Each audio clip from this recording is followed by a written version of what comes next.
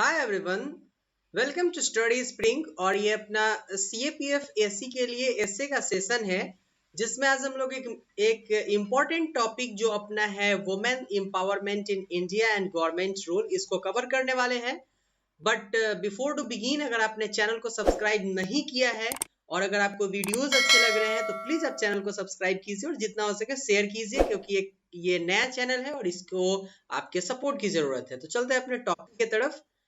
पहला आपके पास जो इंट्रोडक्शन में आएगा कि वुमेन एम्पावरमेंट बोलते किसको है, आखिर महिला सशक्तिकरण होता क्या है, इसको पहले हम लोग डिस्कस करेंगे इसके इंट्रोडक्शन में। फिर हम लोग इसके बॉडीज को देखेंगे और लास्ट में कंक्लूजन देखेंगे।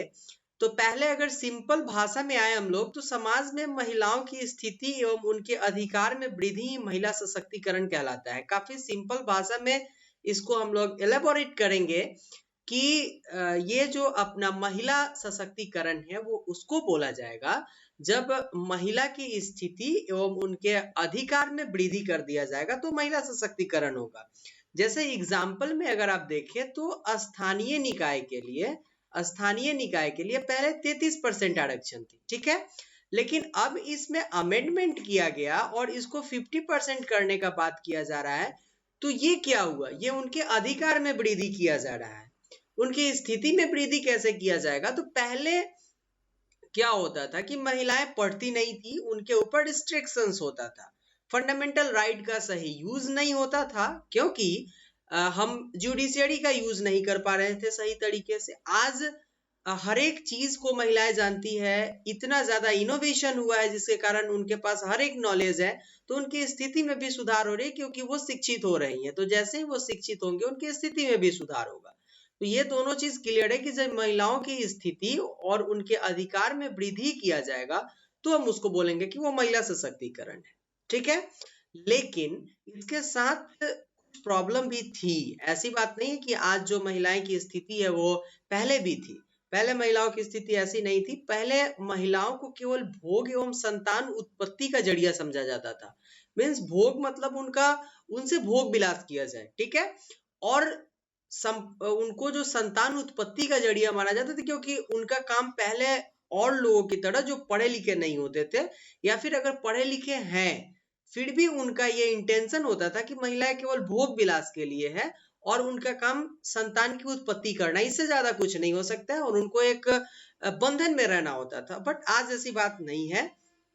लेकिन आज जो उनका कंडीशन है वो पुरुषों के, जो भी पुरुष है उनके साथ हर एक क्षेत्र में वो कंधे से कंधे मिलाकर खड़ा रहना चाहती है। ये जो अपने पास आया था, ये जो विचार आया, ये आज का नहीं है। इसमें बहुत, हम अगर बोले तो मॉडर्न हिस्ट्री के अगर चैप्टर को आप क्लियर कर रहे हैं तो वहां पर जब आंदोलन हुए थे उस समय में भी आपने देखा होगा कि चाहे वो लक्ष्मीबाई हो, चाहे वो लक्ष्मीबाई हो, या फिर झलकारी बाई हो, या फिर आप बोले ताराबाई हो, ठीक है, ये सारी ऐसी महिलाएं थी जो एक मर्द की तरह काम किया था इन्होंने।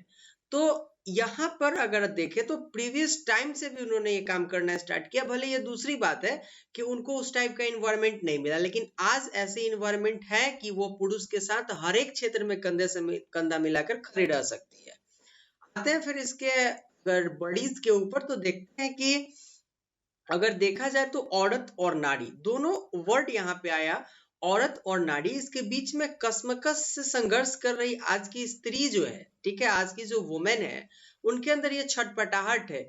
उनको ऐसा लगता है कि उनको आगे बढ़ना है अपने जीवन में और हर एक क्षेत्र में वो आगे बढ़ना चाहती है, चाहे वो सेना का बात हो। अभी रिसेंटली आपने देखा था कि जहां से मैं बिलोंग करता हूँ वहां की एक जो लेडीज थी, उसका नाम आप कमेंट बॉक्स में कमेंट कीजिएगा, ये आपका होमवर्क रहा कि कौन थी। उन्होंने भारतीय नेवी में, ठीक है, उन्होंने नेवी में जो पायलट बनी थी उन्होंने, तो वो पहली महिला थी। तो ये हमारे गांव की थी और ये जो है वो पूरी तरीके से एक वुमेन एम्पावरमेंट का एग्जाम्पल है आपके पास। उधम के अंदर अगर आप देखेंगे तो मुकेश अंबानी की जो पत्नी है उनका एग्जाम्पल आप ले सकते हैं, या फिर कोको कोला की जो अगर आप CEO हैं उनकी बात करें, तो ये सारे बेस्ट एग्जाम्पल है आपके लिए। जो आप दे सकते हैं कि ये वुमेन एम्पावरमेंट का बहुत अच्छा एग्जाम्पल है। फिर सेवा के क्षेत्र में आए तो बहुत सारे ऐसे डॉक्टर हैं जो सेवा कर रही हैं, ठीक है। आप देखिए आईएएस आईपीएस भी एक तरीके से सेवा ही करती है।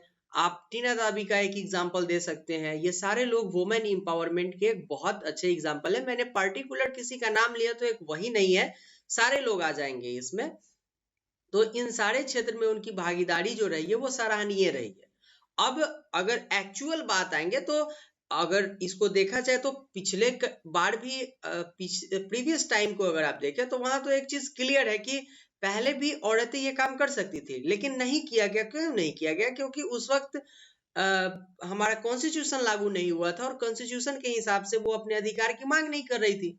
लेकिन जब भारतीय संविधान को लागू किया गया तो उसके हिसाब से अगर आप देखें तो आर्टिकल 15 का 1 जो है वो बोलता है कि ना तो स्टेट और ना ही गवर्नमेंट किसी भी तरीके से वो सेक्स के आधार पर वो विभेद नहीं कर सकती है, ठीक है। तो यहाँ पर एक चीज क्लियर हुआ कि अगर वैकेंसीज आती है तो हर एक लोगों के लिए आती है, उसमें महिलाओं का भी योगदान उतना ही होता है जितना एक पुरुष का होता है।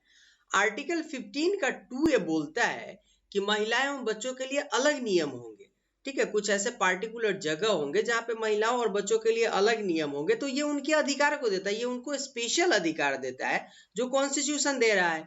तो भारतीय संविधान से लेकर के सरकार भी उनके लिए बहुत सारे काम कर रही है, उनके ऊपर बहुत ज्यादा ध्यान दे रही है। तो ये एक चीज क्लियर हो गया यहाँ पे। अब अगर आप, मैंने स्टार्टिंग में ही कहा था कि स्थानीय निकाय में उनको बहुत ज्यादा उनका योगदान रहा है और उनको भागीदारी भी दिया जा रहा है। रीजन क्या है इसका? क्योंकि आर्टिकल 243 का जो डी है और 243 का जो टी है, इसको आप टी कर लीजिएगा, इसके अंतर्गत स्थानीय निकाय में आप ऐसे समझ लीजिए कि ये आपका पंचायत है, ठीक है। पंचायत का इलेक्शन हो गया, नगर निगम का इलेक्शन हो गया, ठीक है, नगर निगम का इलेक्शन हो गया, जिला पार्षद का इलेक्शन हो गया, इन सारे में 50% रिजर्वेशन उनको देना है। तो इसको आप क्या समझेंगे? ये वुमेन एम्पावरमेंट का एक एग्जांपल है, क्योंकि अगर 100 सीट के लिए कोई काम हो रहा है तो यहाँ पे 50% महिलाएं तो होंगी ना, 50% महिलाएं से उसको भरा जाएगा और 50 जो होंगे वो पुरुष होंगे, 50% पुरुषों से भरा जाएगा। तो इक्वल भागीदारी होगी यहाँ पे। तो ये भी एक वुमेन एम्पावरमेंट का बहुत अच्छा एग्जांपल है। नेक्स्ट अगर देखें हम लोग तो, क्योंकि यहाँ टॉपिक ही था कि women empowerment in India and government rules, तो अब नेक्स्ट वाले पार्ट में तो डायरेक्ट हम लोग करंट अफेयर्स को इंक्लूड करेंगे, क्योंकि आपको भी मैंने स्ट्रेटजी बताया कि पहले वाले में हम लोग इंट्रोडक्शन देंगे, दूसरे वाले में बॉडीज लेंगे और तीसरे वाले में कंक्लूजन। फिर बॉडीज वाले में एक पार्ट जो होगा उस पार्ट में हम लोग इसके हिस्ट्री को पूरा लिखेंगे और दूसरे पार्ट में जितना हो सकेगा करंट अफेयर्स को लिखेंगे, ठीक है। ये अपना एक बेसिक स्ट्रेटेजी है अपने एसेस को कवर करने का। तो फिर यहाँ पे आते हैं कि सरकार इसके ऊपर बहुत सारे डिसीजन ले रही है और ऐसे फ्रेंडली डिसीजन लिया जा रहा है कि उनके ऊपर कोई प्रेशर भी नहीं पड़ता है। जैसे सरकार उद्यमिता के विकास के लिए अगर देखें तो यहाँ पे क्या कर रही है कि उद्यमिता विकास कार्यक्रम के जरिए महिलाओं को आत्मनिर्भर बनाने का काम कर रही है। तो ये जो एक कार्यक्रम है वो है उद्यमिता विकास कार्यक्रम। इसके तहत जितने भी हमारे जो औरतें हैं, स्त्रियां हैं, उनको आत्मनिर्भर बनाया जा रहा है, कोशिश किया जा रहा है उनको कि वो आत्मनिर्भर कैसे बने। इसके लिए चाहे आप ऐसे समझ ले कि जो भी कुटीर उद्योग है उसके ऊपर ध्यान दिया जा रहा है, एमएसएमई के ऊपर ध्यान दिया जा रहा है, उनके अंदर जो है वो स्किल को डेवलप किया जा रहा है। इसके साथ ही प्रधानमंत्री मुद्रा योजना आ जाता है, स्टैंड अप इंडिया आ जाता है, स्टार्टअप इंडिया आ जाता है। ये सब गवर्नमेंट के कुछ रूल्स हैं जो केवल औरतों के साथ साथ सभी लोगों के लिए है, लेकिन इसमें औरतों की भी भागीदारी उतनी ही है जितने की मर्द की है। एक बहुत इंपॉर्टेंट चीज है जो आजीविका है। इसके तहत क्या आता है कि महिलाएं जो है उनको वित्तीय सहयोग दिया जाता है काम को करने के लिए। जैसे कोई अगर अगरबत्ती औरत बनाती है तो उसको आजीविका के थ्रू पैसे दिए जाते हैं, ठीक है, इस काम को करने के लिए आजीविका का इसके ऊपर ध्यान रहता है। तो ये चीज क्लियर है। अब आते हैं जनधन योजना की बात कर ले। सपोज दैट अभी बहुत सारी महिलाएं जो है वो किसान है, इसमें कोई शक नहीं है कि वो किसान है। पहले ऐसे काम होते थे जहां पे पैसे तो इनके लिए 100 रुपए आते थे पर मिलते इनको केवल 50 रुपए थे। आज जनधन योजना से जो भी पैसे इनके आ रहे हैं वो अकाउंट में आ रहे हैं। अब गैस सिलेंडर की सब्सिडी की अगर बात करें तो ये इनके अकाउंट में आ रही है जनधन योजना के कारण, ठीक है। पूरा जो भी पैसा है जो डायरेक्ट बेनिफिट ट्रांसफर होता है डीबीटी, ये इनके अकाउंट में आते हैं। तो इससे क्या होता है कि उनके अंदर एक चीज क्या है कि वो अब उनको पता हो गया, वो बाहर जाने लगी, उनको हर एक चीज पता है कि दुनिया है क्या, ठीक है। तो ये भी एक वुमेन इंपावरमेंट का बहुत अच्छा ये आप एग्जाम्पल ले सकते हैं, ठीक है। शिक्षा के लिए अगर देखें, बेटी बचाओ और बेटी पढ़ाओ कार्यक्रम नरेंद्र मोदी गवर्नमेंट की एक बहुत ही सफल प्रोग्राम थे, जिसमें हम लोग बेटी को बचाते हैं। मीन्स कि आप ऐसे देखें कि आज भी 40% लोग अबॉर्शन करवाते हैं केवल इस कारण से क्योंकि उनको बेटी है। तो एक अच्छा इनिशिएटिव लिया है गवर्नमेंट की तरफ से कि हम बेटी को बचाएंगे भी और बेटी को पढ़ाएंगे भी, ठीक है। तो ये जो चीज आया वो क्या हुआ कि भारतीय सेना में भी महिलाओं के जो अस्थाई कमीशन दिया गया है वो इसके एग्जाम्पल है, क्योंकि बेटी पढ़ेगी, बेटी बचेगी तभी बेटी पढ़ेगी। और इसी को लेकर के ऐसा किया गया कि कमीशन पहले जो होती थी, कमीशन ऑफिसर होती थी यहाँ पे जो महिला है वो परमानेंट नहीं होती थी, अब उनको परमानेंट कमीशन दे दिया गया यहाँ पर।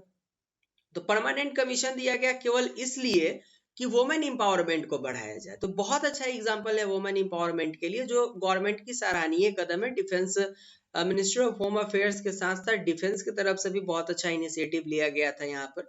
लेकिन इस सारे को करने के बाद सपोज दैट हम महिलाओं को पूरी तरीके से स्वतंत्र छोड़ देते हैं, ठीक है, लेकिन कुछ असामाजिक तत्व भी तो होते हैं समाज में, ऐसी कोई बात नहीं है। ये यहाँ ही नहीं, केवल ये भारत में नहीं है, ये पूरे देश में, पूरे आप वर्ल्ड में, ग्लोबल लेवल पर ये बातें हैं जहाँ पे असामाजिक तत्व होते हैं। तो वो उनके साथ छेड़खानी भी करते हैं, कोई शक नहीं है, उनको फ्री नहीं छोड़ा जा सकता है उनके थ्रू, लेकिन गार्जियन उनको छोड़ते हैं। तो गवर्नमेंट ने इसके ऊपर क्या डिसीजन लिया कि भाई हम ऑनलाइन शिकायत लेंगे, आपको किसी भी आपको सरकारी ऐसे समझिए कि थाने में आने की जरूरत नहीं होगी, वैसे थाने सरकारी ही होते हैं लेकिन थाने में आने की जरूरत नहीं, आप ऑनलाइन शिकायत दे सकते हैं। महिला हेल्पलाइन लाया गया इसके लिए, बहुत सारे लोग को दहेज के लिए प्रताड़ित किया जाता था। पैनिक बटन आता है, फास्ट ट्रैक कोर्ट दिया गया, पॉस्को कोर्ट दिया गया। ये सारे गवर्नमेंट के तरफ से कुछ ऐसे डिसीजन है जो वुमेन इंपावरमेंट को पूरी तरीके से बढ़ा रहा है, इसमें कोई शक नहीं है, ठीक है। जिसमें गवर्नमेंट की तरफ से ये सारे जो स्टेप लिए गए हैं वो सराहनीय है, काफी इंपॉर्टेंट इनिशिएटिव है ये। कंक्लूजन के ऊपर अगर आए हम, तो समाज के विकास में अगर देखा जाए तो महिलाओं का संबंध जो है वो समान योगदान रहा है, ठीक है। इसको आप समान कर लीजिएगा, समान योगदान रहा है।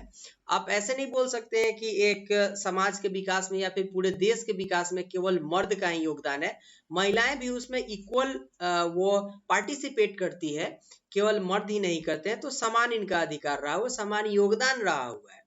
अतः समाज जो है, जो भी सोसाइटी है, उसको अपने सोच को चेंज करना होगा और उसके दायरा को बढ़ाना होगा, क्योंकि औरतें जो हैं, जो स्त्रियां हैं, वो पुरुषों के समान स्वतंत्र, उनको भी स्वतंत्रता अगर प्रदान की जाए। आज भी बहुत सारे, जैसे अगर हम किसी पर्टिकुलर कास्ट को देखें, अगर हम मुस्लिम को देखें, ठीक है, मुस्लिम कास्ट में देखें तो आज भी ऐसी प्रथा है कि आप जो है वो हिजाब के अंदर रहे, ठीक है।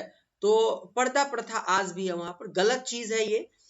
तो उनको उस टाइप की स्वतंत्रता नहीं दी जाती है, बहुत सारे रिस्ट्रिक्शन लगा के रखने होते हैं उनके ऊपर। तो अगर ये सारे चीज को हटाया जाए और उनको फ्री छोड़ दिया जाए तो औरतें जो है वो आज पुरुषों के समान प्रतिभागी, वो जो है अगर आप देखें तो उनके अंदर प्रतिभावान है वो, ठीक है, वो कर सकती हैं सारे काम जो एक पुरुष करता है। तो उनको भी इक्वल फ्रीडम दिया जाना चाहिए समाज की तरफ से, पेरेंट्स की तरफ से, क्योंकि रिस्ट्रिक्शन आज भी पेरेंट्स की तरफ से लगाए जाते हैं। तो हमें बोल सकते हैं कि महिला सशक्तिकरण जो है वो हमारे लिए नहीं, पूरे देश के लिए आवश्यक है, क्योंकि उनका भी इक्वल इसमें आप बोल सकते हैं तो योगदान होता है पूरे देश के डेवलपमेंट के लिए।